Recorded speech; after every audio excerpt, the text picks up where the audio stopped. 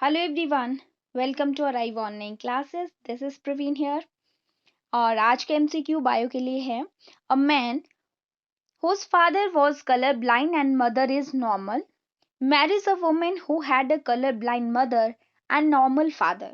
What percentage of male children of this couple will be color blind?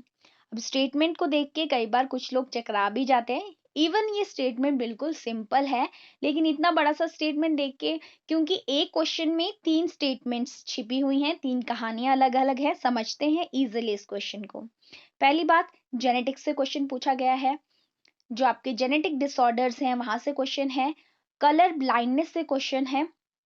और पहले में colour blindness की कुछ इंपॉर्टेंट चीजें जो आपको इस क्वेश्चन को समझने में हेल्प करेंगी। कलर ब्लाइंडनेस का जो जीन है वो एक्स क्रोमोसोम से लिंक्ड होता है।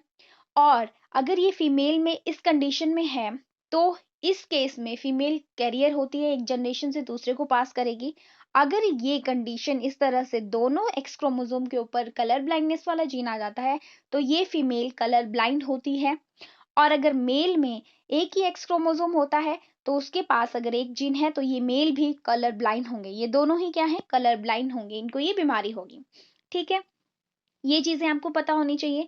यानी कि अगर मेल के पास जीन है तो डेफिनेटली वो कलर ब्लाइंड होगा। अगर फीमेल के पास वो जीन जो है हेट्रोजाइगस हेट्रोजाइगस कंडीशन में है, सिर्फ एक के पास है दूसरे के पास नहीं है, तो उसे डिजीज नहीं होगी, वो कैरियर होगी। अगर वो होमोजाइगस कंडीशन में दोनों के पास वो जीन है तो उसे डिजीज होगी। ठीक है, अब आइए बात करते हैं स्टेटमेंट की। A man whose father was colour blind.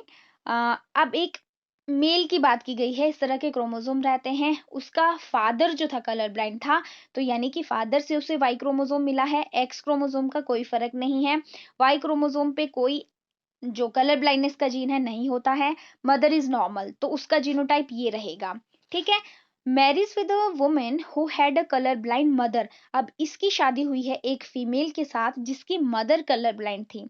जिसकी मदर क्या थी, अब इसकी मदर थी कलर ब्लाइंड, तो मतलब कि उसके दोनों क्रोमोसोम के ऊपर जो है वो कलर ब्लाइंडनेस वाला जीन होगा। तो एक्स क्रोमोसोम इसे मदर से एक मिलेगा तो यहाँ पे कलर ब्लाइंड वाला जीन आ जाएगा।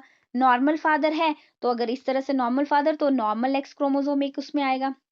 तो हमें ये क्लियर होता है, एक हमारे पास इस तरह का मेल जिसकी शादी होती है एक ऐसी फीमेल के साथ जिसका एक क्रोमोसोम उसको मदर से कैसा मिला, कलर ब्लाइंडनेस वाला। और फादर जो है वो नॉर्मल था, इसलिए यहाँ पे कोई जीन नहीं आएगा कलर ब्लाइंडनेस वाला। तो अब देखिए स्टूडेंट्स, अब इस कपल का अगर जो है यहाँ पे हम क्रॉस ड्रॉ करते हैं तो पूछी गई है परसेंटेज ऑफ मेल चिल्ड्रन जिनके पास कलर ब्लाइंडनेस होगी। ठीक है, तो सिर्फ मेल की बात की गई है। तो देखिए, हम इसको क्रॉस कर लेते हैं। हम सिर्फ मेल की बात की गई है तो वाई क्रोमोसोम को अगर एक बार नॉर्मल एक्स क्रोमोसोम से क्रॉस किया तो हमारे पास क्या आ जाएगा, यहाँ पे Y chromosome normal, X chromosome normal. और अगर इस यहाँ पे देखें तो वाई क्रोमोसोम और एक्स के पास कलर ब्लाइंडनेस वाला जीन है, तो ये मेल इंडिविजुअल कलर ब्लाइंड होगा।